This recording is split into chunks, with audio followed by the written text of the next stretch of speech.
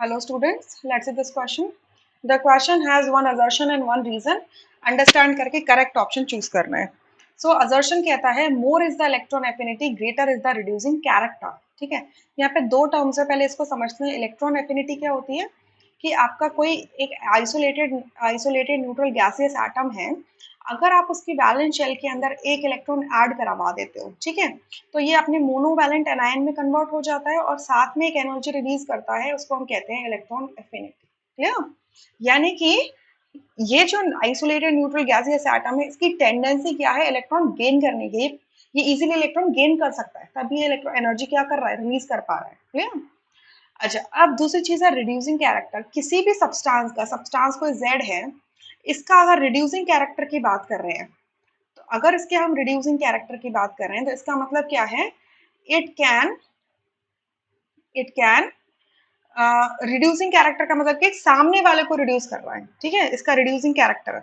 Right, सो reducing character है, it can reduce the other, so it can lose electron easily. ठीक है, मतलब ये इलेक्ट्रॉन लूज करने की टेंडेंसी रखता है. अगर ये इजीली इलेक्ट्रॉन लूज कर देगा तो ये इसका क्या है, गुड रिड्यूसिंग कैरेक्टर है, मतलब सामने वाले को रिड्यूस कर रहा है और खुद ऑक्सीडाइज हो रहा है. क्लियर? ये इसकी कैरेक्टरिस्टिक के अंदर आएगा. क्लियर? तो अब ये देखो कि इलेक्ट्रॉन एफिनिटी गेन करने की टेंडेंसी बताता है, बट रिड्यूसिंग कैरेक्टर लूज करने की टेंडेंसी बताता है. सो अगर एजर्शन में लिखा है more is the electron affinity, मतलब किसी एलिमेंट की इलेक्ट्रॉन एफिनिटी ज्यादा है, मतलब उसके इलेक्ट्रॉन गेन करने की टेंडेंसी ज्यादा है.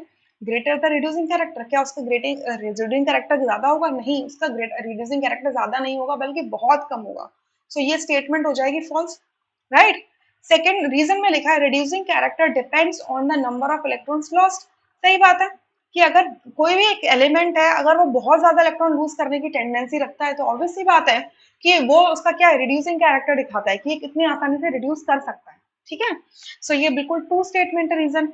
सो अगर आप यहाँ से देखेंगे तो कौन सा ऑप्शन करेक्ट हो जाएगा, फोर्थ ऑप्शन करेक्ट हो जाएगा, जिसमें लिखा है assertion is incorrect and reason is correct and rest options would be incorrect.